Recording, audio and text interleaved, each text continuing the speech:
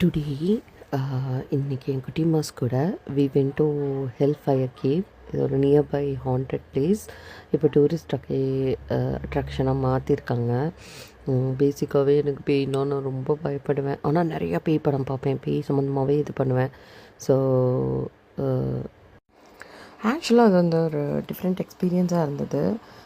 It's a big cave. கேவுக்குள்ளே தான் நான் ஃபஸ்ட் டைம் போகிறேன். அது ஒரு ஹில் மாதிரி இருக்கும். அதில் கொஞ்சம் தூரம் ஏறிட்டு அப்புறம் கேவுக்குள்ளே போகணும். இன்றைக்கி யூகேயில் வெதர் வந்து 29+. ஸோ அந்த கேவுக்குள்ளே அப்படியே சில்லுன்னு நல்லா இருந்ததுங்க வெதருக்கு. ஆனால் பயமாகவும் இருந்தது, இருட்டாக இருந்தது. பட் லைட் இருந்தது. ஒரு மாதிரி ஸ்பூக்கி லைட் மாதிரி ஒரு இது.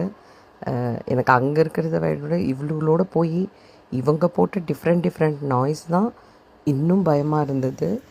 ஸோ வீரேலி உண்மையிலுமே சொல்லணும்னா மக்களை பார்க்க மாட்டோமா, மனுஷங்கத்தில் தெரியாதா அப்படின்னு உள்ளுக்குள்ளே பயம் இருந்துகிட்டே இருந்ததுங்க.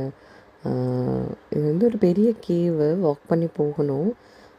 பட் போனால் அங்கங்கே வழி பிரிஞ்சு போகும்.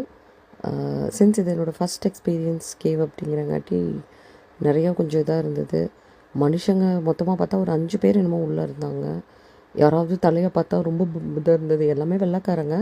பட் ஸ்டில் அது ஒவ்வொருத்தவங்களும் ஒவ்வொரு இதாக இருந்தாங்க, ஒவ்வொரு ரகமாக இருந்தாங்க.